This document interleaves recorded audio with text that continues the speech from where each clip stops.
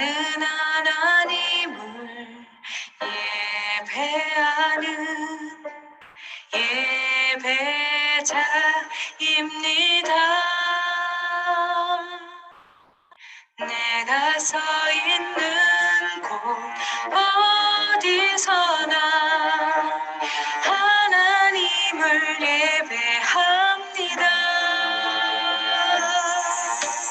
나는 하나님을 예배하는 예배자입니다. 내가 서 있는 곳 어디서나 하나님을 예배합니다. 내 영혼 거룩한 은혜를 향하여 내 마음 완전한 하나님 향하여 이곳에서 바로 이 시간 하나님을 예배.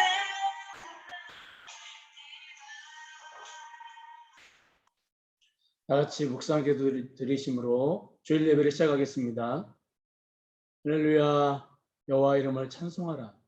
여호와의 종들아 찬송하라. 여호와의 집 우리 하나님의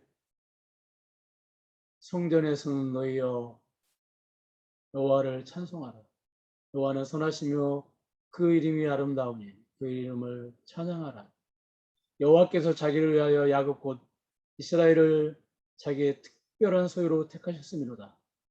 내가 알거니와 여호와는 광대하시며 우리 주는 모든 신보다 높으시도다. 아멘. 하나님 감사합니다.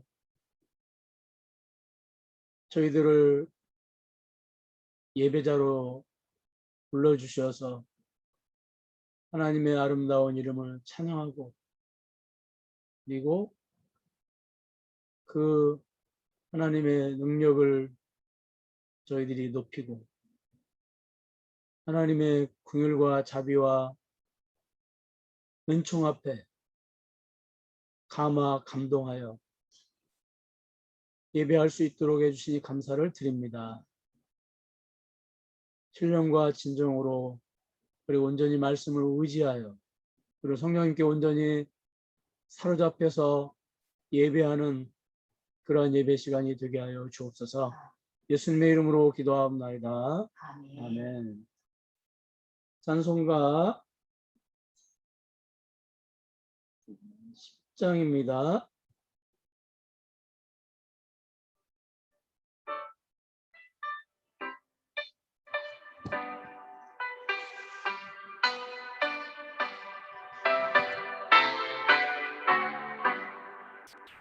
전능한 오셔서 주 이름 찬송케 하옵소서.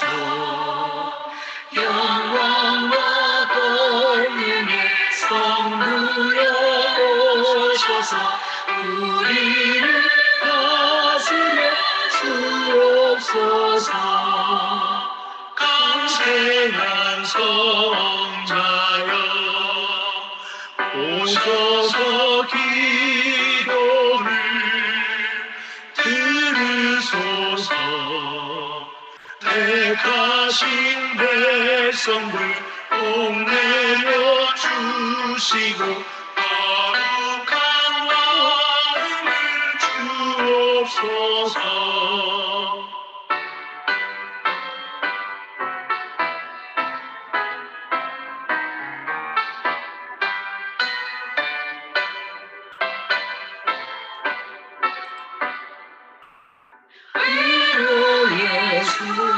성령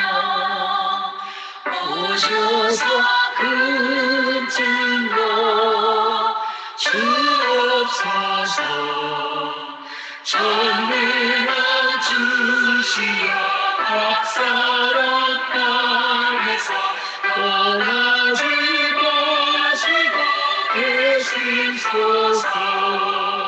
성삼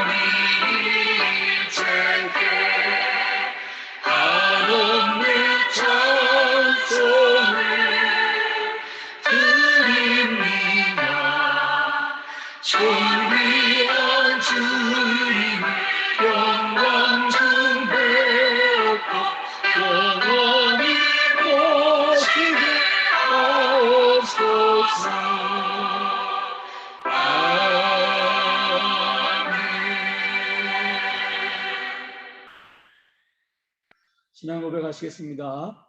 전능하사 천지를 만드신 하나님 아버지를 내가 믿사오며 그의 아들 우리 예수 그리스도를 믿사오니 이는 성령을 하사 동정녀 마리아에게 나시고 본디오 빌라도에게 고난을 받으사 십자가에 못 박혀 죽으시고 장사한 지 사흘 만에 죽은 자 가운데서 다시 살아나시며 하늘에 오르사 전능하신 하나님 편에 앉아 계시다가 때로서 산자와 죽은 자를 심판하러 오시리라. 성령을 믿사오며 거룩한 공효와 성도가 서로 통하는 것과 죄를 사하여 주시는 것과 몸이 다시 사는 것과 영원히 사는 것을 믿사옵나이다. 아멘. 교동문 27번입니다. 하나님이여 주의 인자를 따라 내게 은혜를 베푸시며 주의 많은 긍휼을 따라 내 죄악을 지워주소서. 나의 죄악을 맑게 씻으시며 나의 죄를 깨끗이 제하소서. 물은 나는 내 죄가를 아오니 내 죄가 항상 내 앞에 있나이다. 내가 주께만 범죄하여 주의 목전에 악을 행하였사오니 주께서 말씀하실 때에 의로우시다 하고 주께서 심판하실 때에 순전하시다 하리이다. 내가 죄악 중에서 출생하였으며 어머니가 죄 중에서 나를 잉태하였나이다. 우슬초로 나를 정결하게 하소서. 내가 정하리이다. 나의 죄를 씻어주소서. 내가 눈보다 희리이다. 하나님이여 내 속에 정한 마음을 창조하시고 내 안에 정직한 영을 새롭게 하소서. 아멘. 찬송가 210장입니다.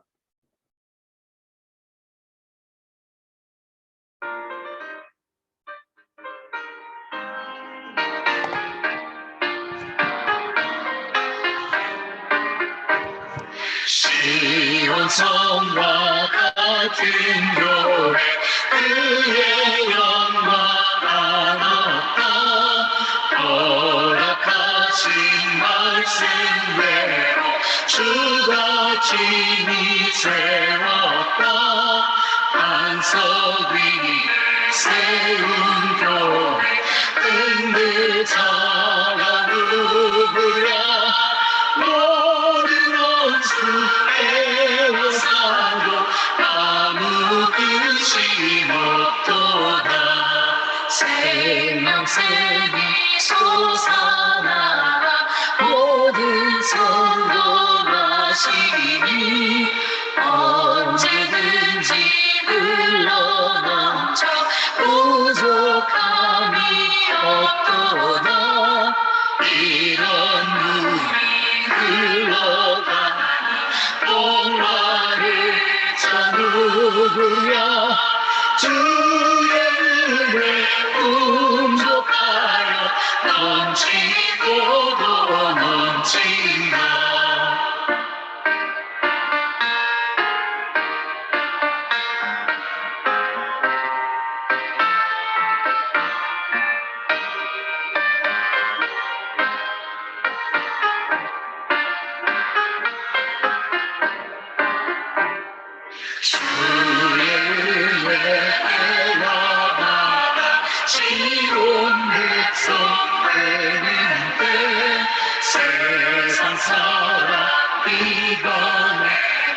주를 찬송하리라.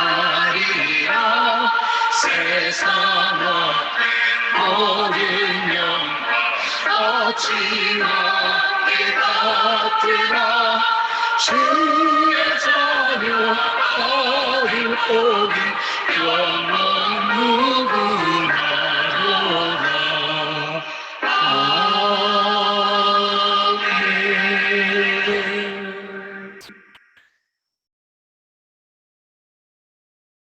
기도드리시겠습니다. 사랑의 하나님, 지난 한 주간 주의 은혜에 자양분을 먹고 마시고 주님의 그늘과 날개 아래 거하게 하시고 주님의 반석 위에 저희들을 든든하게 세워주셨다가 오늘 주님 앞에 나와 예배를 드리게 되었습니다. 저희들의 마음이 평안과 기쁨과 만족과 감사함으로 이 땅을 살아야 되고 또 그런 마음으로 주 앞에 서서 예배를 드려야 되지만 그럼에도 불구하고 우리는 이 땅에서 걱정과 근심과 고난 가운데 살아가고 있습니다. 세상의 고통은 우리가 이해할 수 없을 때가 많습니다. 너무나 괴롭고 힘이 들어서 때로는 주님을 원망하고 싶을 때도 있습니다. 하지만 그 모든 것들이 주님 안에서 협력하여 선을 이루시는 줄을 믿습니다. 지금의 아픔과 고통의 눈물이 삶의 성숙한 열매가 되어서 맺혀지게 될 것도 믿습니다. 또한 우리는 여전히 연약한 인간이라서 여러 가지 문제 앞에서 기도하지 않을 수가 없습니다. 특히 코로나19의 치유를 위해서 눈물로 기도하지 아니할 수가 없습니다. 나병 환자와 안진뱅이와 혈루증 여인과 소경을 낫게 하신 하나님, 주님은 세상의 그 어떤 질병도 낫게 하실 능력이 있음을 믿습니다.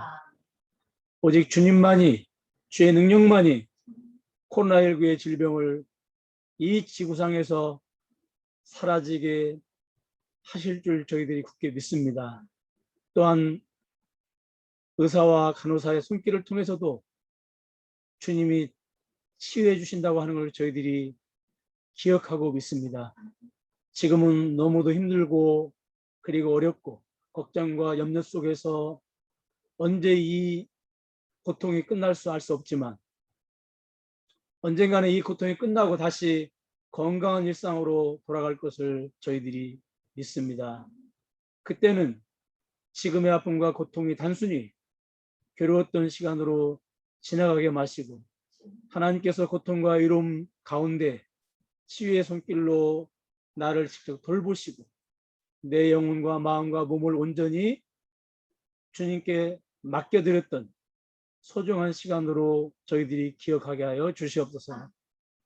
또한 세상을 살아가며 주님께서 내게 주신 이 삶, 일상의 삶이 얼마나 아름답고 복된 것인지를 저희들이 깨닫게 하여 주시옵시고 날마다 우리의 삶 걸음걸음을 참으로 소중하게 여기고 귀중하게 여겨서 살아갈 수 있도록 하여 주시옵시고 또 우리에게 주어진 시간들을 참으로 아끼고 귀하게 여기고 낭비하지 않고 가치 있게 사용할 수 있도록 주여 도와 주옵소서. 지금은 여러 가지 어려움과 특별히 이 질병 문제로 저희들이 힘들고 고통스럽지만 지금의 시간들이 되돌아보면 주님과 가장 가까이서 함께한 축복의 시간들이었음을 저희들이 고백할 수 있는 그러한 은혜를 이 코로나19를 통하여 저희들에게 허락하여 주시옵소서. 저희들의 교우들 가정을 기억하여 주시고 우리 아이들을 기억하여 주시고 주께서 권면하여 주시옵소서. 필요한 것들을 때를 따라 공급하여 주시옵시고 아직 주님의 때가 이르지 아니했다면 우리의 속사람을 강건케 하여 주셔서 인내하고 참고 기다리고 주님의 계획하심과 섭리를 믿음의 눈으로 바라볼 수 있도록 주여 도와 주시옵소서. 이 시간 말씀으로 저희들이 같이 나누게 됩니다. 이 말씀의 떡 앞에서 저희들이 이 떡을 나눠 먹고 마실 때 이 떡이 저희들의 삶의 양분이 되게 해주시고 능력이 되게 해주시고 세상에서 빛과 소금의 역할을 잘 감당하는 데 부족함이 없도록 주여 은총을 내려 주옵소서. 예수님의 이름으로 기도하옵나이다. 아멘.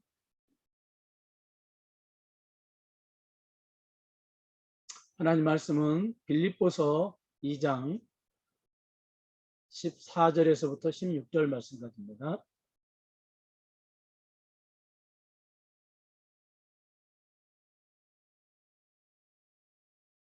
모든 일을 원망과 시비가 없이 하라.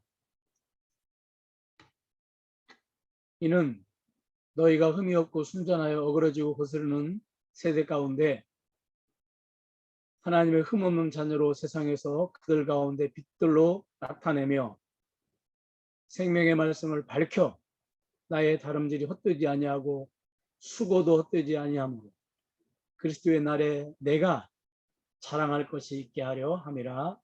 아멘. 성도들이 살아가면서 가장 쉽게 그리고 많이 저지르는 실수가 무엇일까요? 다른 것보다도 원망하고 불평하는 일이 아닐까 생각이 됩니다. 오늘 본문에서 본문 14절에서 바울은 빌립보 교인들에게 모든 일에 원망과 시비가 없이 하라고 합니다. 여기서 말하는 모든 일은 두렵고 떨림으로 주님의 기뻐하시는 교회를 이루는 일을 말하기도 하지만 개인의 전반적인 모든 삶을 다 포함해서입니다. 15절을 보니까 세상에서 그들 가운데 빛들로 나타낸다는 말씀이 기록이 되어 있으니까 교회 공동체 안에서의 삶을 포함한 동시에 세상에서의 삶을 포함한 것임을 우리가 알 수가 있습니다. 이처럼 어느 곳에서든지 무슨 일을 하든지 원망과 시비가 없이 하라는 것입니다. 그런데 여러분, 이 일이 쉽습니까? 결코 쉽지 않다고 하는 것을 우리가 너무도 잘 알고 있습니다. 아침에 일어나면 몸은 무겁고 집안은 엉망이고 아이들은 아침밥을 먹기 싫다고 떼를 쓰고 회사에 늦기 일부 직전인데 자동차는 말썽이고 회사에 가면 또 얼마나 많은 일들이 기다리고 있고 그 모든 일들이 원하는 대로 되지 않고 만나는 사람 중에 스트레스를 주는 사람들도 적지 않고 이 모든 일들을 감당하면서 우리가 한마디의 원망도 하지 않고 우리가 살 수가 있을까요? 그건 정말로 어렵다고 하는 것을 우리가 너무들 잘 알고 있습니다.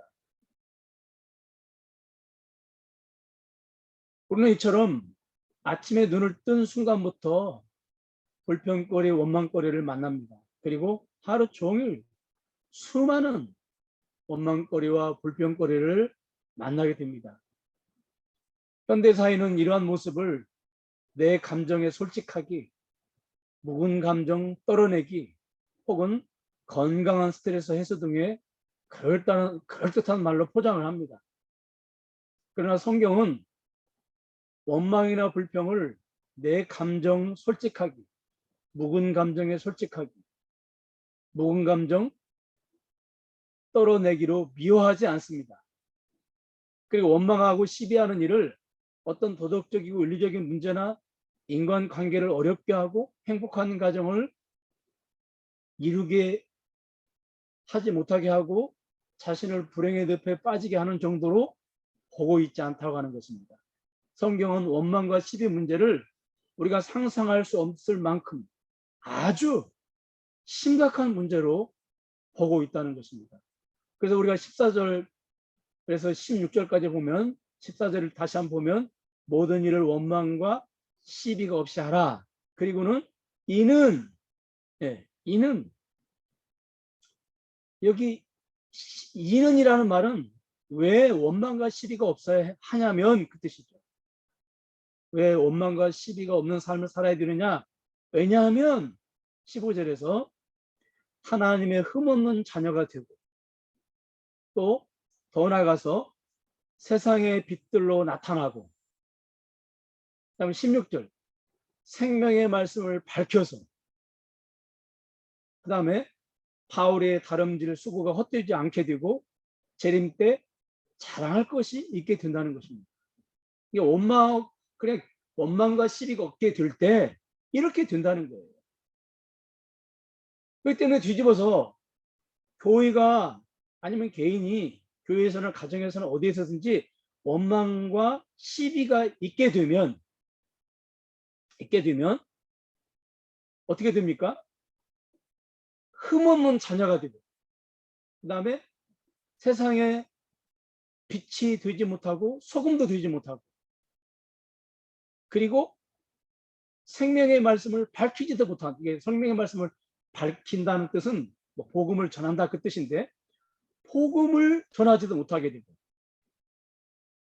더 나가서 16절을 보면은 바울의 다름질과 수고가 헛되고 재림의 날에 아무것도 바울이 빌립보 교회에 대해서 자랑할 것이 없게 된다는 겁니다. 여러분 빌립보서 4장 1절을 보면, 우리 같이 한번 읽겠습니다. 시작. 그러므로 나의 사랑하고 사모하는 형제들, 나의 기쁨이요 면류가 아닌 사랑하는 자들아. 아멘. 이게 보니까 빌립보 교인들에게 바울은 나의 기쁨이요 면류관, 너희들은 나에게 자랑거리야, 그 뜻이죠. 현재 빌립보 교인들을 바울은 자랑거리로, 빌립보 교인들을 바울이 현재 지금 바라볼 때 기쁨이요 자랑거리입니다. 그런데 이렇게 기뻐하고 자랑스러워했던 빌립보 교회가 원망과 시비 가운데 있게 되면 재림의 날에 부끄러운 교회가 된다는 겁니다. 아무것도 자랑할 게 없다는 거예요.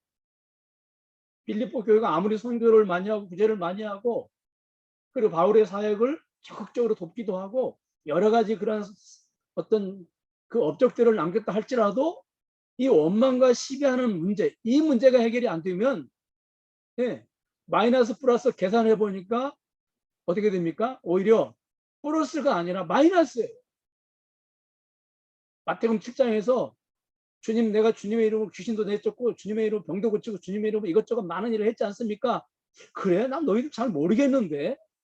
이게 말씀하신 것처럼 빌립보 교인들의 그 헌신과 수고가 이 원망과 시비 문제가 해결이 안 되면 주님 앞에는 아무것도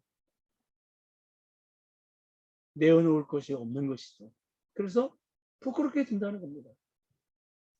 여러분, 교회가 이 땅에 존재하는 목적이 어디 있습니까? 15절.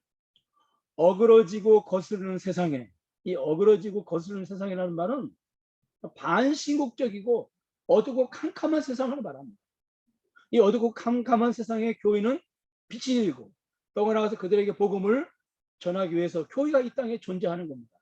그런데 교회가 원망하고 시비하면, 그 교회는 참 분위기 안 좋은 교회, 뭐 그 교회는 싸우는 교회, 뭐 그 교회는 사랑이 없는 교회, 그런 차원이 아니라, 이게 원망하고 시비하게 되면 그 결과 이 땅에서 교회가 사명을 감당하지 못하는 겁니다. 그러니까 여러분, 왜 그 원망과 시비가 교회로 하여금 사명을 감당하지 못하게 할까요? 이게 도대체 뭐라고? 우리가 교회에서 원망할 수 있잖아요. 우리가 시비 걸 수 있잖아요. 그런데 이게 도대체 뭐라고? 이것이 교회의 사명을 가로막는다는 겁니까? 가로막는다는 거예요. 여러분, 교회가 이 땅에서 사명을 감당하려면 반드시 하나됨, 바울이 그렇게 강조했던 일치와 평화, 평강을 통해서만 가능합니다. 여러분, 왜 교회에 일치와 평화가 이게 공존합니까? 사실 뭐 일치와 평화는 사실은 자전거 앞바퀴나 뒷바퀴처럼, 일치가 있으면 교회에 평화가 있고요, 평화가 있으면 자연스럽게 교회가 하나가 되는 거죠. 여러분 보세요. 이 교회 공동체는요, 한 하나님의 한 아버지의 한 피를 받은 형제 자매들의 모임입니다. 그러니까 한 하나님 아버지께 한 피를 받은 형제 자매들이니까 하나가 될 수밖에 없는 거예요. 뭐 교회가 막 하나 되게 운동, 막 일치 운동을 열심히 해서 하나가 되는 게 아니고요, 하나님의 자녀로 거듭나는 순간 자연스럽게 교회 공동체는 그냥 하나가 되게 되어 있습니다. 예배소서 4장 3절을 보면은요, 이런 말씀이 기록이 되어 있습니다. 예배소서 4장 3절. 평안에 매는 줄로 성령의 하나 되게 하신 것을 힘써 지키라. 따라서 하겠습니다. 평안에 매는 줄로 성령이 성령이 하나 되게 하신 것을 하나 되게 하신 힘써 것을 지키라. 힘써 지키라. 여기 보니까 성령으로 하나 되라고, 그러니까 성령으로 하나 되려고 노력하지 말고 이미 성령이 하나 되게 하신 것을 그걸 보존하라는 거예요. 그게 바로 뭡니까? 평안에 매는 줄. 네, 평안에 매는 줄. 그러니까 여러분, 자 보세요. 한 아버지 밑에 한 형제 자매들이 모이면 그냥 자연스럽게 하나가 되어지는 거죠. 막 일치운동하고 뭐 그래야만 하나 되는 게 아니고.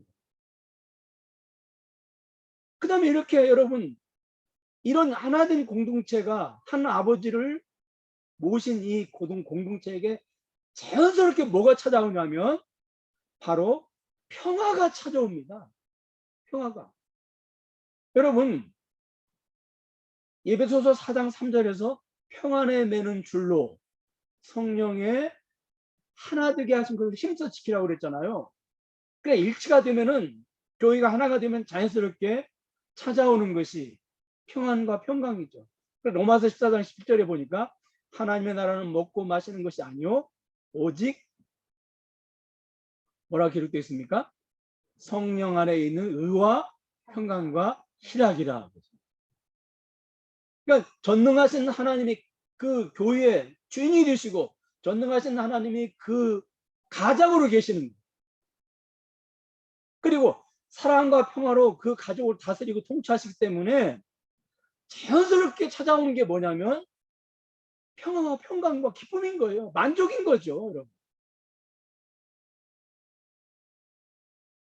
그렇다면 왜 교회가 이렇게 되느냐?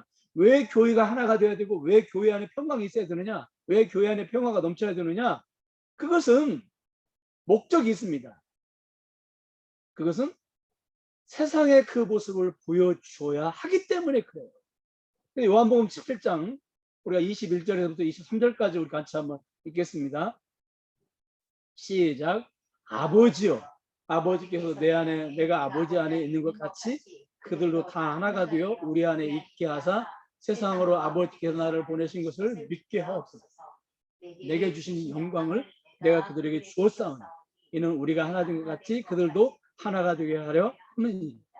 곧 내가 그들 안에 있고 아버지께서 내 안에 계시어 그들로 온전함을 이루어 하나가 되게 하려 함은 아버지께서 나를 보내신 것과 또 나를 사랑하신 같이 그들도 사랑하신 것을 세상으로 알게 하려 함이라.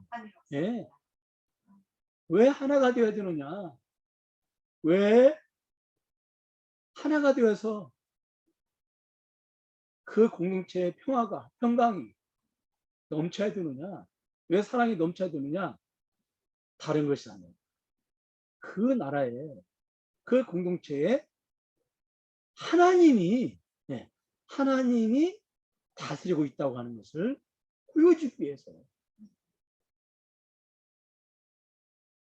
여러분, 이 세상에는 육신의 부모 형제로만 존재하는 가족 공동체만 있는 것이 아니라 또 다른 가족 공동체가 있는데 그것은 한 하나님의 한 아버지의 한 피를 받은 형제 자매들의 공동체에 있다고 하는 것을 보여주는 거예요. 교회가 하나됨으로. 네. 생각이 다르고 고향이 다르고 성격이 다르고 무슨 뭐 학벌이 다르고 환경이 다르고 모든 것들이 절대 하나 될 수 없는 사람들이 모여서 왜 저렇게 하나가 되느냐? 왜 이렇게 저 일치운동 무슨 훈련하는 것도 아닌데 왜 이렇게 저렇게 하나가 되느냐? 그것은 한 하나님이 한 하나님, 한 아버지 밑에서 한 피를 받은 형제 자매들이 저곳에 모여있기 때문에 그렇게 되는 것이구나. 이렇게. 그리고 더 나가서 하나님이 가장으로 계시기 때문에, 네. 하나님이 가장으로 계시기 때문에 그 공동체의 평화와 평강이 넘친다고 하는 것을 보여주는 것이죠. 그런데 원망과 시비가, 예, 원망과 시비로 인해서 화평과 일치가 사라져버리면 교회가 이 땅에서 보여줘야 할 일치와 화평을 보여주지 못하는 것입니다. 다시 말해서 더 이상 교회가 교회되지 못하는 거예요. 그냥 있으나마나한 교회가 되는 겁니다. 그래서 오늘 16절 말씀을 보니까 말씀을 밝힌다는 말씀이 있는데, 이 밝혀, 이 말이 좀 표현이 좀 어색한 표현입니다. 말씀이 무슨 촛불도 아니고 어떻게 밝힌다는 말입니까? 이 이제 그 밝힌다는 말의 뜻이 두 가지가 있는데, 하나는 굳게 붙잡다, 또 두 번째는 내밀다, 그런 뜻이 있습니다. 그러니까 이거 원문에는 손님에게 술을 권할 때 사용했던 단어입니다. 네. 그러니까 다른 사람들에게 무엇을 권할 때 사용했던 단어예요. 밝힌다, 그 뜻이에요. 그러니까 우리 교회가 원망과 시비가 없이 교회가 일치되고 화평 가운데 있을 때 세상 사람들에게 복음을 전할 수가 있다, 그 말이에요. 이게 내밀 수 있다, 그 말이에요. 네. 뭐 내밀 만한 게 있어야 내밀 거 아니에요, 여러분. 그러니까 교회의 명함은, 세상 사람들에게 내밀 수 있는 명함은 다른 것이 아니라 일치와 화평이라니까. 이거 없으면 명함 내밀 수도 없고요. 이거 없이 명함 내밀면 받지도 않는단 말이에요. 여러분, 교회가 전도의 문이 가장 그 닫힐 때가 언제입니까? 뭐 시끄러울 때죠. 주변에 원망과 불평이 많은 교회라고, 그냥 저 교회는 만나면 맨날 싸움만 하는 교회라고 소문이 나면 전도가 되겠습니까? 어떻게 명함을 내밀 수 있겠냐고요. 어떻게 권할 수가 있겠냐고요. 서울의 어떤 교회는 아주 주일이 되면 경찰차가 동원해요. 그 경찰들이 대형 버스에 딱 와가지고 교회 앞에 딱 그렇게 그 대기하고 있다니까요. 왜냐하면 예배 끝나고 교인들이 싸우는 거예요. 싸우다 보면 넘어지기도 하고 막 다치기도 하고 병원에 실려가기도 하고, 그러니까 그런 불상사를 미리 막기 위해서 아예 경찰들이 거기 예배 끝날 시간에 와서 대기하고 있는 거예요. 여러분, 이런 교회가 무슨 지역사회에 명함을 내밀 수 있겠습니까? 그리고 또 어디 지방에 오는 교회는 밤 10시부터 12시까지는 서로 이제 그 이렇게 파가 나뉘어져 싸우는데, 밤 10시부터 12시까지는 A파가 기도를 해요. 그 다음에 밤 12시부터 1시 반까지 B파가 기도를 해요. 그런데 서로 이게 경쟁적으로 기도를 하다 보니까 뭐 그냥 앰프도 크게 틀어놓고, 그 다음에 뭐 그냥 막 몇백 명이 모여가지고 막 찬송도 크게 부르고 막 동성기 주여 삼창도 막 크게 하고, 그러니까 도대체 교회 주변에 있는 사람들이 잠을 잘 수가 없는 거예요. 그래서 경찰에 신고를 해도 여러분 이게 잘 안 되거든요. 경찰에 신고하고 그래도. 그 다음에 구청에 민원을 내기도 하고 또 교회에 가서 강력히 항의를 하기도 해도 이게 안 되는 거예요. 왜냐하면 이게 서로 이렇게 그 반대편에서 싸우는 사람들은요, 자기들이 지금 하나님을 위해서 싸운다고 생각하는 거거든요.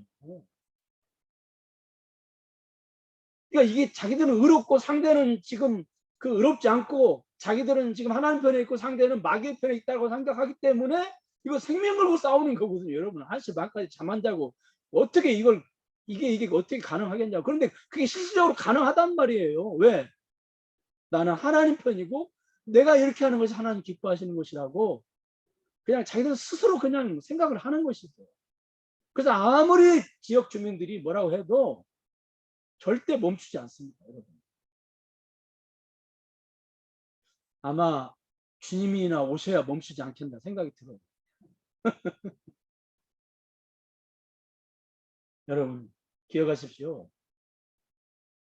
이유와 목적이 어떻든 무슨 통기로 그러하든, 만약에 교회가 이렇게 서로 원망하고 시비하고 싸우고 다툰다면 절대 세상에 말씀을 밝힐 수가 없습니다. 명함을 내밀 수가 없습니다. 그걸 우리가 알아야 돼요. 그렇게 해가지고 뭘 몇 가지 얻었다고 치자고요. 그런데 얻은 것보다 잃는 것이 훨씬 더 많다고 합니다.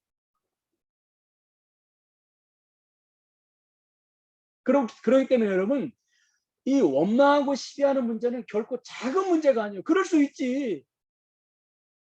가정에서 그럴 수 있지. 교회에서도 그럴 수 있지. 어떻게 원망하고 시비하지 않고 어떻게 교회를 이룰 수가 있고, 어떻게 원망하지 않고 불평하지 않고, 어떻게 부부 생활하고, 어떻게 자녀들을 가르치고, 어떻게 그럴 수가 있단 말이야. 그럴 수 있지. 우리가 이렇게 이걸 작게 생각하면 절대 안 된다니까요.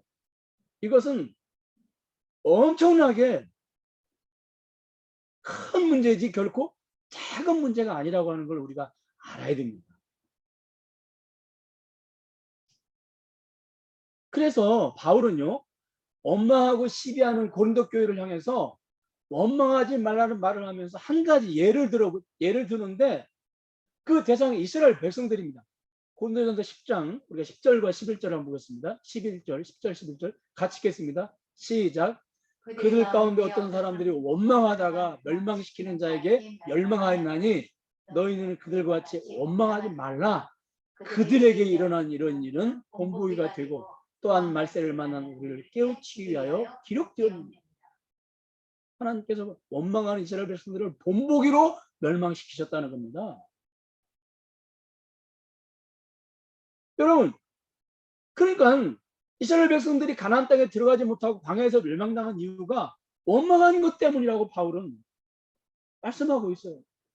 도대체 하나님 나라에서 원망과 시비가 무엇이길래, 원망하는 것이 어떤 의미가 있기에, 이게 수백만 명의 이스라엘 백성들을 하나님께서는 가나안 땅을 코앞에 두고 광야에서 다 멸망시키셨는가? 여러분 공감이 되십니까? 이게 이해가 되세요? 무슨 살인죄를 저지른 것도 아니고 강제죄를 저지른 것도 아니고 특별히 하나님께서 싫어하시는 우상숭배죄를 저지른 것도 아닌데 왜 하나님께서 이들을 광야에서 멸망시키셨을까? 여러분 이해가 되십니까? 공감이 되세요? 여러분 하나님께서 왜 그렇게 하셨는지 구약의 광야 교회가 무엇인지 알면 어렵지 않습니다. 네. 하나님께서 왜 그렇게 하셨는지, 네. 원망하는 것 때문에 왜 광야에서 다 멸망시키셨는지, 구약의 광야 교회가 왜 존재해야 되는지, 구약의 광야 교회를 거기에 세운 목적이 어디 있는지를 우리가 이해하면 그래서 그랬구나 이렇게 이해할 수 있어요. 공감이 가는 거죠. 여러분 이스라엘 백성들이 가나안 땅에 들어가는 목적이 어디 있습니까? 잘 먹고 잘 살기 위해서? 아니죠. 하나님 나라를 보여주기 위해서, 하나님이 다스리는 나라를 보여주기 위해서 이스라엘 백성들이 그 가나안 땅에 들어가는 거죠. 아까 제가 말씀드렸지만 뭘 통해서? 일치와 화평을 통해서 보여주는 거죠. 근데 이 원망하는 사람들, 이 사람들에게 뭔 일치가 있고 뭔 화평이 있습니까? 그런 사람들 만약에 거기 가나안 땅에 들여보내면은 무슨 거기서 하나님 나라를 드러내겠어요? 그러니까 그들이 들어가도 아무런 의미가 없는 겁니다. 그래서 하나님께서는 그냥 광야에서 그들을 다 멸망시키신 것입니다. 가나안 땅에 들어가지 못하게 하신 것입니다. 이처럼 단순히 원망하는 거나 불평하는 거나 시비하는 것은 단순히 작은 거, 어떤 감성적인 거, 그런 것이 아니라 그 말이에요. 교회가 교회되는 것을 가로막는 거예요. 교회의 사명을 감당하지 못하게 하는 것입니다. 엄청난 큰 걸림돌이 되게 하는 것입니다. 여러분 성경에 보면은요, 원망하는 대상이 둘이 있습니다. 하나는 하나님께 대한 원망이 있고요, 그 다음에 사람에 대한 원망이 있습니다. 여러분 혹시 좀 불편하시겠지만 우리가 하나님을 원망하고 있지는 않습니까? 우리 가운데 대놓고 하나님을 원망하는 사람들은 아마 거의 없을 거예요. 하나님 정말 너무하십니다. 이 문제를 왜 지금까지 해결해 주시지 않습니까? 하나님 정말로 너무하세요. 하나님 왜 저는 이렇게 가난합니까? 하나님 왜 저는 이렇게 질병 가운데 오랫동안 고통을 당해야 됩니까? 막 이렇게 대놓고 하나님께 막 막 얼굴을 붉히면서 원망하는 분들은 거의 없을 것입니다. 그런데 이 원망의 원문의 의미는요, 불만을 품고 수군수군 하는 것, 이게 원문의 의미입니다. 한번 따라하겠습니다. 불만을 품고 불만을 품고 수군거리는 거, 수군거리는 예, 불만을 품고 마음속으로 막 수군거리는 거. 그런 의미에서 여러분, 항상 여러분들의 삶이 만족스럽습니까? 그러니까 만족의 반대가 뭡니까? 불만이잖아요. 그렇죠? 그러니까 내가 입으로 대놓고 막 핏대를 올리면서 하나님 그럴 수 있습니까? 이러면서 하나님을 원망하지 않는다 해도 내 삶 속에서 내 주어지는 환경에서 내가 만족하지 못한다면, 내 삶에 뭔가 불만족이 있다면, 그러니까 내 삶에 감사가 없고 만족이 없고 기쁨이 없다면 내가 말 한마디 안 해도 하나님 정말로 너무하세요, 이렇게 불평불만하는 말을 내가 한마디 안 해도 내 입술로 내 마음에 만약에 그런 게 있다면 나는 사실은 원망하고 있는 것입니다. 하나님께. 자, 이게 원망이 그 원문의 의미를 통해서 원망이 뭔지를 들여다보니까 여기에 다 걸리죠. 그렇죠? 네. 그 다음에 이제 그 두 번째는 사람에 대한 원망입니다. 오늘 14절에 보니까 그 모든 일을 원망과 시비가 없이 하라고 바울이 빌립보 교인들에게 이제 권면했는데, 그들은 일을 하다가 원망과 시비에 휘말린 것을 보게 됩니다.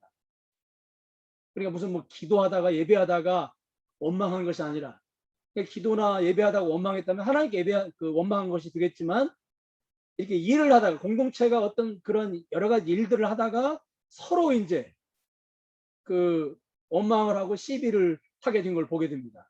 그러니까 빌립보 교인들은 하나님께 대한 원망보다는 사람과 사람 간의 그 원망, 그다음에 시비를 우리가 했던 것을 보게 됩니다. 그런데 여러분, 성경에 보면은요, 사람과 사람 간의 원망과 시비를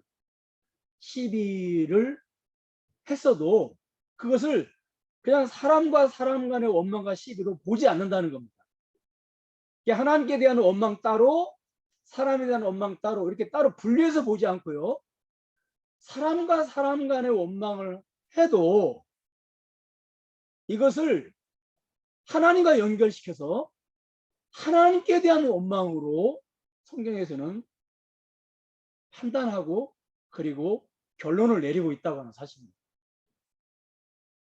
민수기 14장을 보면은요, 우리가 1절에서 3절까지 한번 읽겠습니다. 시작. 온 회중이 소리를 높여 부르짖으며 백성이 밤새도록 통곡하였더라. 이스라엘 자손이 다 모세와 아론을 원망하며 온 회중이 그들에게 이르되 우리가 애굽 땅에서 죽었거나 이 광야에서 죽었으면 좋았을 것을, 어찌하여 여호와가 우리를 그 땅으로 인도하여 칼에 쓰러지게 하려 하는가. 우리 처지가 사로잡히리니 애굽으로 돌아가는 것이 낫지 아니하리라. 자, 보세요. 여기 이스라엘 백성들이 먼저 누구에게 원망을 했습니까? 모세와 아론에게 먼저 원망을 합니다. 그 다음에 거기서 끝나는 게 아니고 3절을 보면요, 하나님께 원망을 합니다. 어찌하여 여호와가 우리를, 그렇죠, 하나님께 원망을 해요. 근데 여러분, 이 모세와 아론을 원망하는 백성들의 그 마음을 가만히 이렇게 보면은요, 사실은 이들이 진짜 원망하고 싶은 대상은 모세와 아론이 아닙니다. 이 문맥을 보면서 우리가 이들이 진짜 원망하고 싶은 대상은 모세와 아론이 아니고요. 근데 감히 하나님께 그냥 직접 원망하기는 좀 부담스러우니까 일단은 모세와 아론에게 원망을 하면서, 진짜 그들의 눈은 누구를 바라보고 있습니까? 입술은 모세와 아론을 향하지만 그들의 그 원망 어린 눈은 누구를 바라보고 있어요? 하나님을 바라보고 있어요. 여러분, 우리가 원망할 때 하나님께 원망 따로, 사람에 대한 원망 따로, 이렇게 성경은 따로따로 분류하지 않고요. 하나로 놓고 본다는 겁니다. 여러분 기억하십시오. 타 종교는, 기독교 말고 다른 종교는 모든 죄를 죄 짓는 사람과의 관계에서 그것을 끝을 냅니다. 그러나 기독교는요, 사람끼리 짓는 죄도 사람과의 관계에서 절대 끝을 내지 않습니다. 다 하나님과 연결이 되어 있어요. 사도행전 22장 우리가 4절에 7절을 보니까요. 바울이 성도들을 핍박하는 무서운 죄를 지을 때도 예수님께서 바울아 왜 성도들을 핍박하느냐 이렇게 말씀하시지 않고 바울아 7절을 보니까 사울아 사울아 내가 왜 나를 박해하느냐. 여러분 성경은 그래서 도덕 윤리가 아니에요. 하나님 말씀이라고 그래요. 절대 성경을 도덕이나 윤리로 보면 안 됩니다. 그건 타 종교죠. 성경은 하나님 말씀이에요. 거기에 도덕이나 윤리가 있어도 하나님 말씀이에요. 그게. 왜? 하나님께 다 연결이 되어 있어요. 염려하지 말아라? 심리적인 게 아니에요. 하나님과 연결이 되어 있어요. 네가 왜 염려하느냐? 나를 믿지 못하니까. 돼 있어요? 안 돼 있어요? 돼 있죠? 가늠하지 말아라? 단순히 뭐 그 몸에게 주지는 것이 아니에요. 성전. 너희 안에 누가 있는 줄 아느냐? 성령이 거하고 있지 않느냐. 성령님과 연결을 해요. 근데 우리가 선을 행하는 것도요. 참으랑으로 대접한 것도 단순히 사람에게 한 게 아니라 누구에게 한 거다? 예수님께 한 거예요. 예수님이 그 상을 갚아주세요. 그러니까 모든 것들이 우리의 선이나 우리의 그 죄는 다 하나님과 연결이 되어 있습니다. 여러분 그걸 꼭 기억하시기 바랍니다. 내가 지금 아내를 향해서 원망을 하고 내가 지금 남편을 향해서 원망하고 내가 자녀들을 향해서 원망하고 자녀들은 부모를 향해서 원망하고 교회 공동체끼리 서로 원망하고 그것으로 끝나는 게 아니라 그것은 교회가 교회되지 못하게 하는 것이고요. 더 나아가서 그것으로 끝나는 것이 아니라 더 위에 왕자에 계신 하나님께 그 원망하는 소리가 미친다고 하는 걸 우리가 꼭 기억을 해야 됩니다. 여러분 이것이 기독교의 원리고 법칙이에요. 이게 기독교의 신비예요.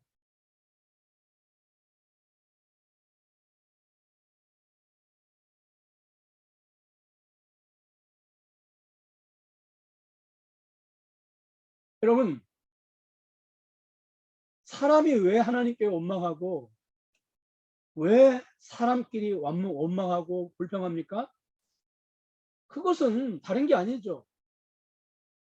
만족하지 못해서 그런 거죠.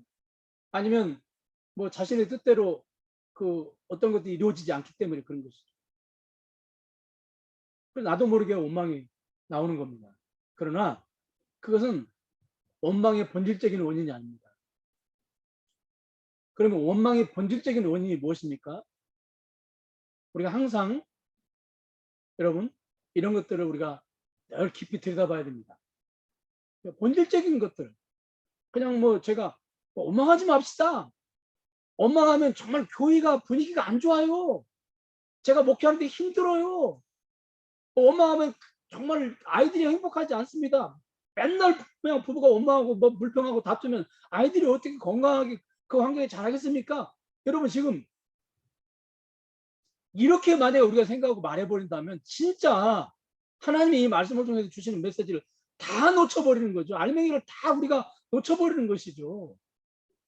여기서 이 본질적인 원인이 있단 말이에요. 왜 그들이 원망을 할 수밖에 없었는지 그 뿌리 부분을 더듬어서 내려가서 그 뿌리 부분을 우리가 붙잡아야 되잖아요. 그래야 원인 치료가 돼야 증상이 자연스럽게 치료가 되는 거지. 맨날 증상 치료만 해보세요. 그게 되나? 또 재발되는 거죠. 또. 그래서 여러분 보세요. 여기 빌립보 교회에 드러난 원망과 시비는 이 원망이나 시비는요 겉으로 드러난 증상이에요. 이 빌립보 교인들을 원망하게 하고 시비를 하게 하는 어떤 그 원인이 있습니다. 1차적인 원인. 이제 이게 뿌리 부분은 아닌데 이게 나무로 말하면 한 중간 정도 되는 것 같아요. 이게 1차적인 원인이에요. 그냥 빌립보 교인들의 그 원망과 그 시비가 뭐 하늘에서 이렇게 뚝 떨어진 게 아니라, 네, 어떤 것에 영향을 받아가지고 이들이 이렇게 원망하고 시비를 한 거거든요. 그게 뭐냐면 다른 것이 아니라 3장 1절과 2절, 바로 율법주의 사상입니다. 율법주의 사상. 여기 3장 1절과 2절을 보니까요. 자, 여기 개들을 삼가고, 이게 개들은 바로 그 당시 율법주의를 퍼뜨린, 뭐 쉽게 말하면 이단들을 말하죠. 그런데 2절에서 몸을 상해하는 일을 삼가라 그랬습니다. 삼가라는 말은 절대 그렇게 하면 안 된다. 몸을 상해한다. 우리 한번 따라서 해요. 몸을 상해한다. 이게 지금 무슨 뜻일까요? 여러분, 율법주의의 율법주의의 영향을 받은 빌립보 교인들이 얼마나 열심히 봉사했는지 알 수가 없습니다. 율법주의는 반드시 뭘 생산하냐면 열심을 생산합니다. 율법주의의 그 아버지 밑에서 태어나는 건 반드시 열심이에요. 왜냐하면 그렇게 해야 구원받기 때문에. 예. 구원을 잃어버리지 않기 위해서 얼마나 열심인지 몰라요. 이 율법주의는. 자, 보세요. 그들은 그래서 여러분들이 잘 아는 것처럼 뭐 시간 내놓고 물질 내놓고 뭐 자기들이 바울을 같이 빠르지 못하니까 심지어 뭐 누구요? 에바브리디도까지 보내잖아요. 그 에바브리디도가 가서 바울을 섬기는데 아니 죽을 병이 걸릴 때까지 섬긴다니까요. 이 에바브리디도의 모습이 바로 빌립보 교인들의 모습인데 이 빌립보 교인들, 이게 율법주의 영향을 받은 빌립보 교인들의 모습이에요. 그러니까 다 내놓고 몸까지 내놓는데 그냥 몸을 내놓는 것보다 몸에 상해를 입혀서 상처난 몸을 내놓는 것이 더 하나님을 기쁘시게 되는 것이라고 생각을 한 거예요. 마치 갈멜산에서 바알과 아사랴 선지자들이 이게 그 자신들의 신을 움직이려면, 응답을 받으려면 몸을 자해해가지고 신을 이렇게 움직일 거라고 생각한 것처럼, 그래가지고 그들은 뭐 이게 지나친 단식을 한다든지, 이게 나무에 있잖아요. 나무에 거꾸로 몇 시간씩 매달려 있는 거예요. 사람이 나무에 거꾸로 매달려 있다니까요. 자기 몸을 괴롭게 하는 거예요. 그 다음에 막 이렇게 뜨거운 모래를 뜨겁게 달궈가지고 이제 이렇게 땅에다가 이렇게 침대처럼 이렇게 만들어 놓고 그 위에 가서 누워 있는 거예요. 그러니까 얼마나 뜨겁습니까? 모래가 살 속으로 파고 들어간단 말이에요. 근데 그렇게 몸을 상하게 하고 자해를 해가지고 그렇게 하면 하나님이 더 기뻐하신다고 생각을 하는 거예요. 그냥 건강한 몸을 드리는 것보다 그런 몸을 드리는 걸 하나님도 기뻐하신다고 생각하는 거예요. 그런데 여러분 보세요. 바울이 이러한 빌립보 교인들의 열심과 봉사를 칭찬했습니까? 인정했습니까? 안 했거든요. 왜냐하면 3절 보세요.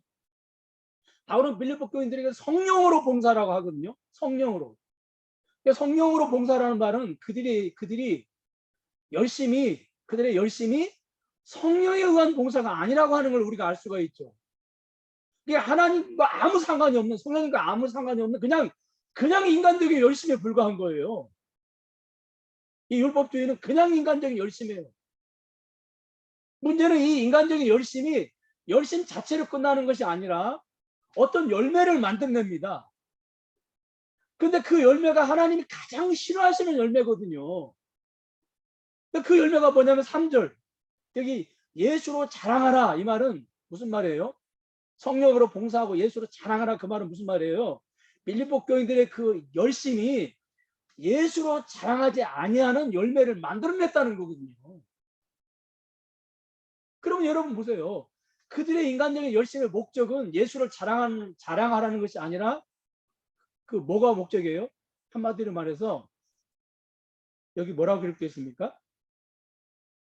예, 육체를 신뢰하지. 그렇죠. 육체라는 말이 나왔잖아요. 이 말은 한마디로 말해서 자신들의 이름을 높이고 자랑하려고 했다는 거예요. 목적이. 로마서 10장을 우리가 보겠습니다. 10장 2절과 3절을 같이 읽겠습니다. 시작. 내가 증언하노니 그들이 하나님께 열심히 있으나 올바른 지식을 따른 것이 아니니라. 하나님의 의를 모르고 자기 의를 세우려고 힘써 하나님에 의해 복종하지. 율법주의에 빠진 로마 교인들도 열심을 냈어요, 하나님께. 그런데 그 목적이 자기를 자랑하려고 열심을 낸 것이지 무슨 하나님의 의를, 하나님을 자랑하고 하나님께 영광 돌리려고 열심히 낸 게 아니라는 거예요. 내가 헌금을 얼마 한 줄 아느냐? 내가 전도를 몇 명 한 줄 아느냐? 내가 나무에 몇 시간 매달려 있었는 줄 아느냐? 이 상처 좀 봐. 네 상처보다 내 상처가 더 많잖아. 이 상처 좀 봐. 네 상처보다 내 상처가 더 깊잖아. 마치 조폭들이 모여가지고 문신, 자기 몸에 새긴 문신 자랑하듯이 말이죠. 가끔 보면은 우리 주변에 보면 금식한 것을 자랑하고 다니는 분들이 있습니다. 제가 그 섬기는 노예에 소속된 어느 교회 목사님이 40일 금식 기도를 하셨어요. 근데 이제 이분이 그 40일 금식 기도를 마치고 얼마나 다니시면서 얼마나 힘들게 그 금식하면서 고생하고 막 정말로 그 힘들게 그 기도하는 것들을 자꾸 다니면서 말씀을 하세요. 그러니까 이게 40일 금식 기도한 것을 은근히 자랑하는 겁니다. 금식 기도 자체를 자랑하는 것도 있겠지만 나는 너희들보다 다르다는 거예요. 나에게는 뭔가가 있다는 겁니다.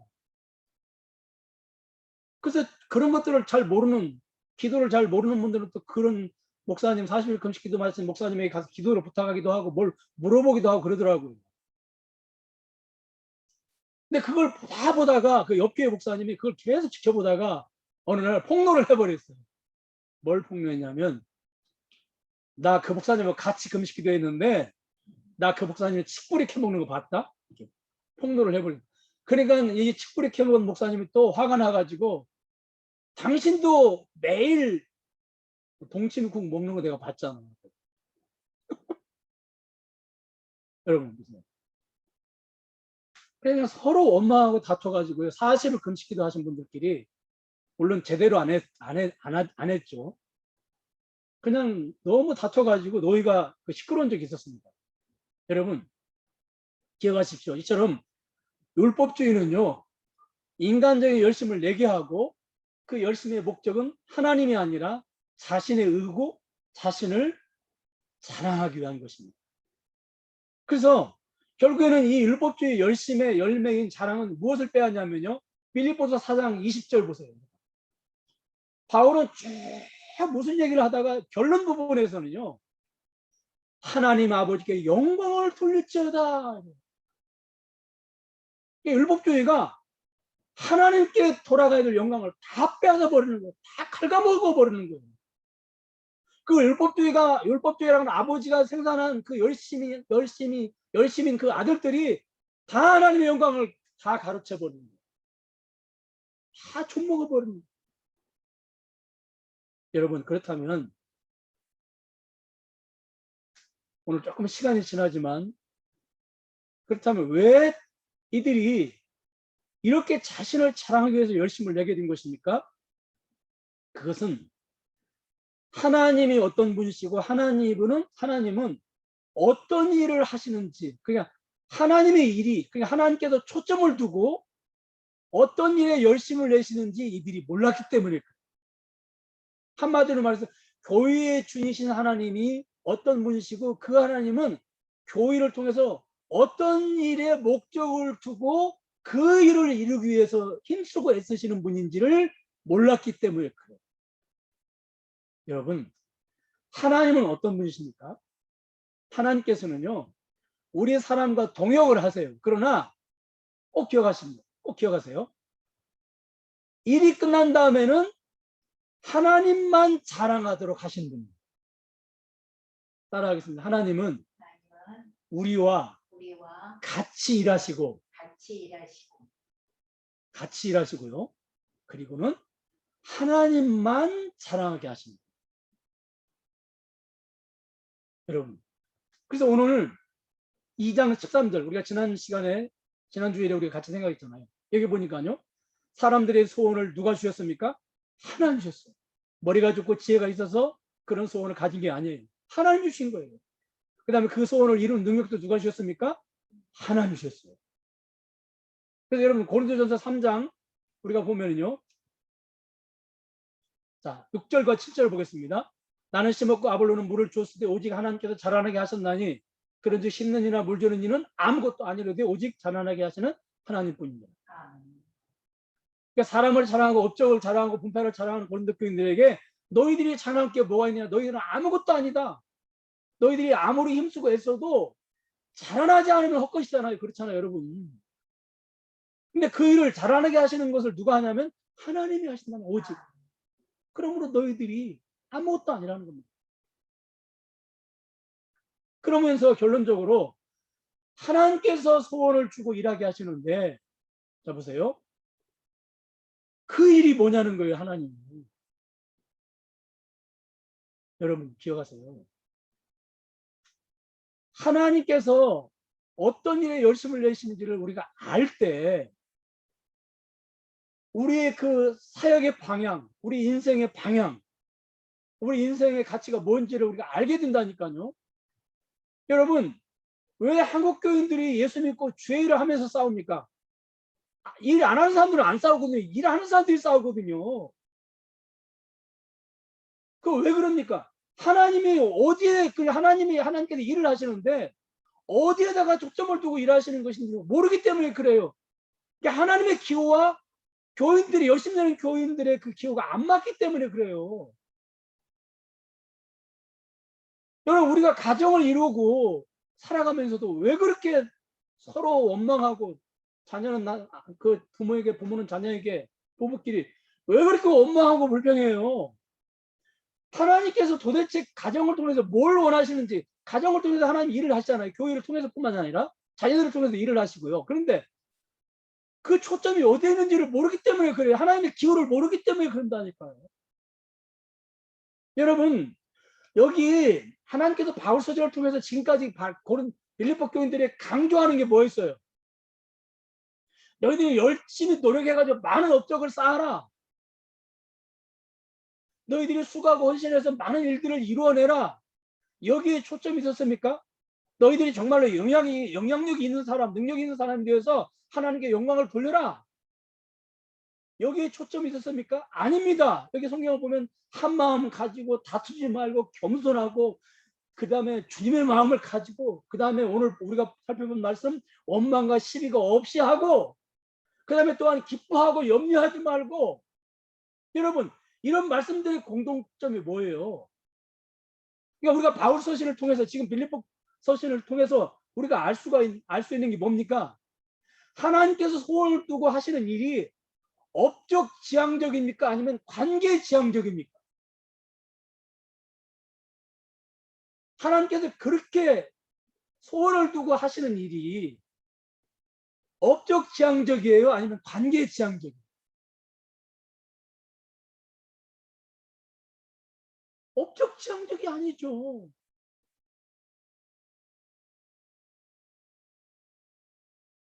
관계 지향적이죠, 여러분. 하나님 말씀 한마디로 천지를 창조하시고 지금도 하나님은 또 다른 천지를 창조하시는 분 아니에요.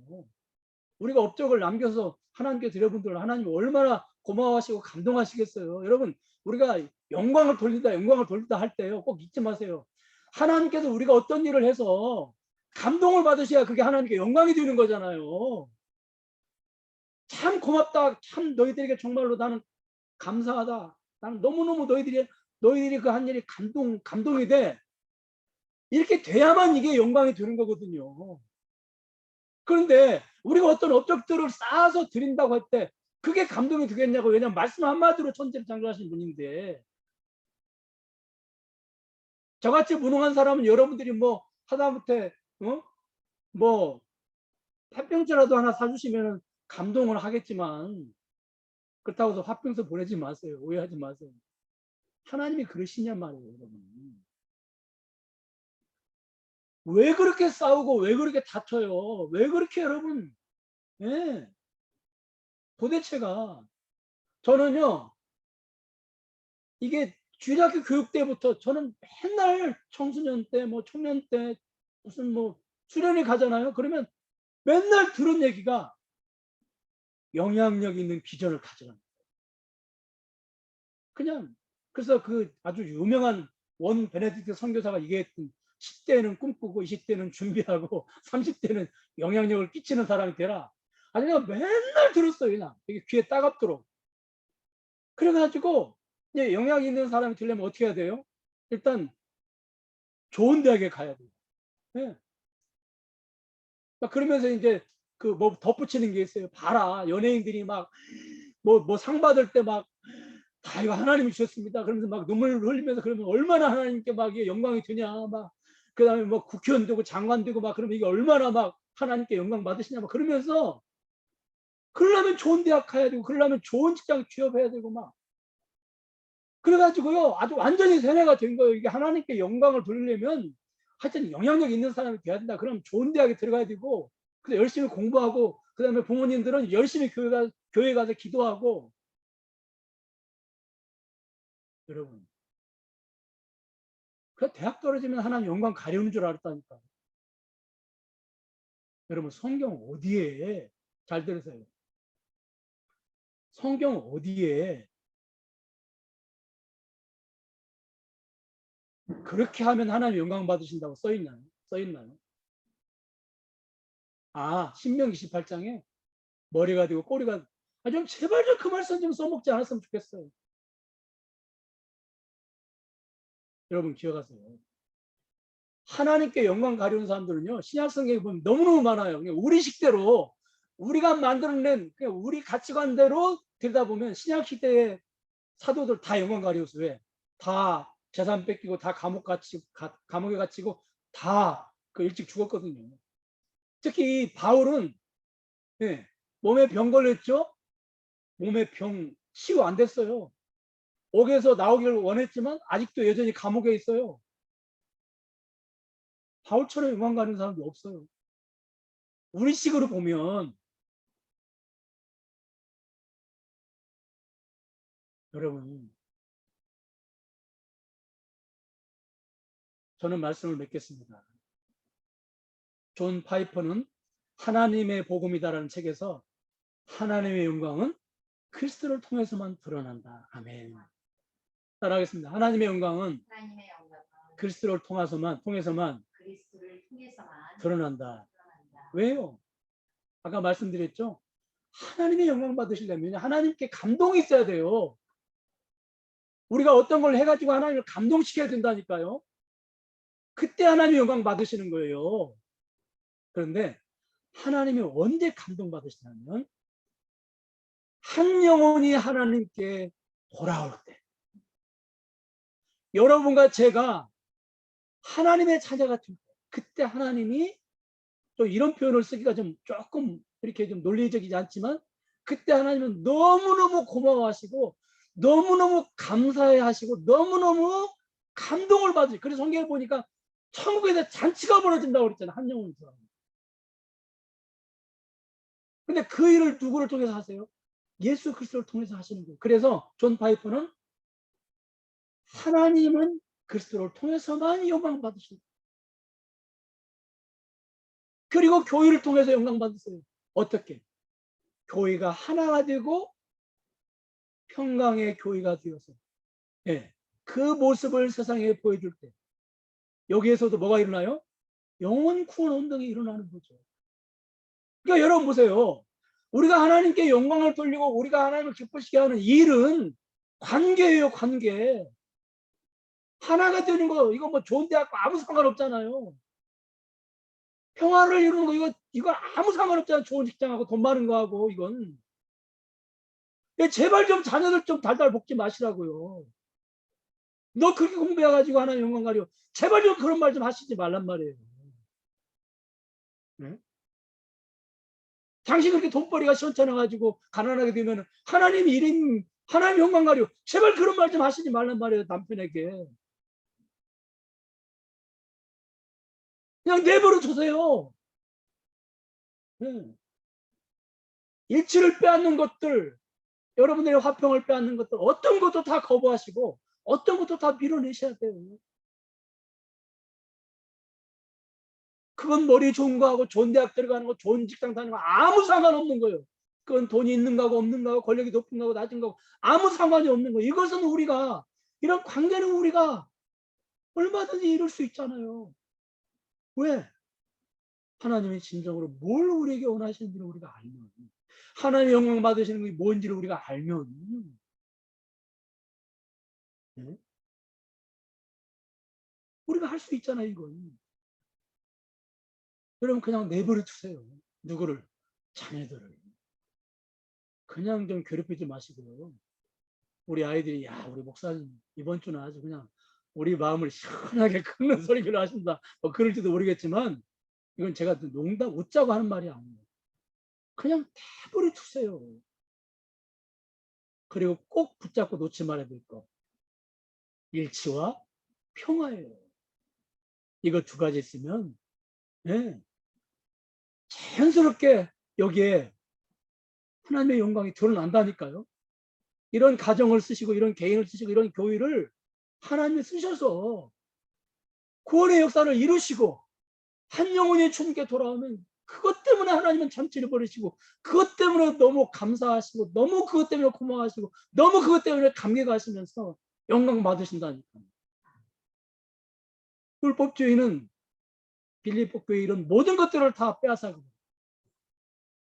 이런 모든 것들을 다 파괴해버렸어요. 율법주의가 심어놓은 원망과 시비라고 하는 이 시한폭탄이 지금 빌립보 교회를 언제 폭발시킬지 모르고 째깍거리고 있는 거예요.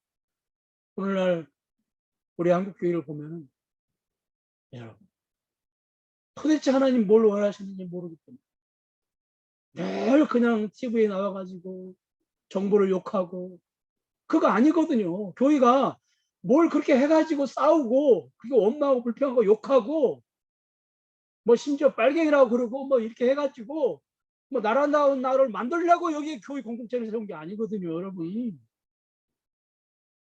그거 없어도 상관없다니까요. 그냥 우리끼리 부족하면 부족한 거고 그리스도 안에서 한 하나님을 한 아버지를 모신 거 이게 얼마나 대단한 겁니까? 한 아버지를 모셨다고 한 하나님을 한 아버지로 모셨다고 하는 게 이게 얼마나 영광스러운 거예요, 여러분. 이게 얼마나 대단한 거예요. 이게 얼마나 자랑거리예요. 이게 보통 일이겠습니까? 나라가 나라다운 나라가 되는 것보다 이게 어디서 그게 여러분 비교가 될 수 있는 일이란 말이에요. 우리가 그런 사람들이란 말이에요. 기도하겠습니다. 하나님, 성경은 원망 문제를 결코 작게 다루지 않습니다. 원망하는 교회를 원망과 시비하는 교회는 결코 하나님 말씀을 밝히 드러내지 못하는 교회, 재림 때에 부끄러운 교회라고 바울은 말씀을 전했습니다. 그런데 그 원인이 바로 그들에게 그런 시한폭탄을 율법주의가 심어줬고 또 그들이 율법주의를 붙잡았던 것은 하나님이 어떤 분이신지 하나님의 소원이 무엇인지 하나님이 어디에 열심을 내시는지 하나님이 진심으로 영광 받으시기를 원하시는 무엇인지 그들이 알지 못했기 때문에 그들은 하나님의 일을 한다고 하면서 서로 경쟁적으로 질투심과 시기심 때문에 그 일을 이루다 보니까 원망하고 시비하고 그래서 오히려 교회다운 교회를 이루지 못하고 하나님의 영광을 가려는 모습을 우리가 보게 됩니다. 하나님, 우리가 이 땅을 살면서 진심으로 하나님이 우리에게 주신 소원이 무엇인지 하나님이 우리를 통해서 이루시기를 원하시는 그 일이 무엇인지를 잊지 말게 하여 주시옵소서. 하나님 우리에게 업적을 바라시는 분이 아니라 하나됨 그리고 그 하나됨 속에서 나오는 평강, 평화, 안식, 기쁨, 만족, 감사 이런 모습들을 관계 속에서 드러내기를 원하신다고 하는 걸 늘 잊지 말게 하여 주시옵소서. 이제는 이러한 업적주의라고 하는 안경을 가지고 교회를 바라보고 내 가정의 구성원들을 바라볼 것이 아닙니다. 이제는 관계지향적이라고 하는 이 안경을 가지고 우리가 교회를 바라보고 내 가족 구성원들을 바라보고 내 자신을 바라보고 이웃을 바라볼 수 있도록 하나님 은혜를 내려 주시옵소서. 우리의 가치관이 그동안 우리가 붙잡았던 그러한 것들을 내려놓고 우리의 가치관이 새롭게 성서적으로 다시 확립되고 새로워지는 역사가 일어나게 하여 주시옵소서. 오늘 이렇게 귀한 예물을 드렸습니다.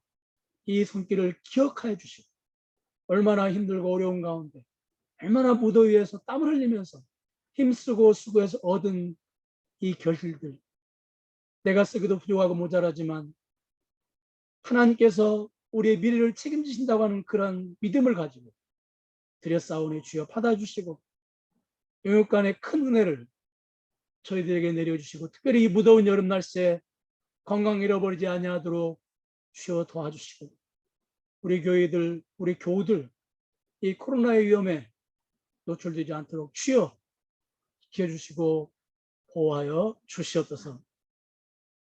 지금은 우리 주 예수 그리스도의 은혜와 하나님의 극진하신 사랑과 성령님의 감화교통하신 역사가 오늘 이렇게 함께 모여서 하나님께 예배를 드리는 사랑하는 세종사랑의교회 성도들 머리 위에 그리고 가정에 직장에 그리고 늘 기도하고 있는 기도제목 위에 그리고 사랑하는 우리 아이들 위에 지금으로부터 영원 무궁토록 함께 계실지어다. 아멘.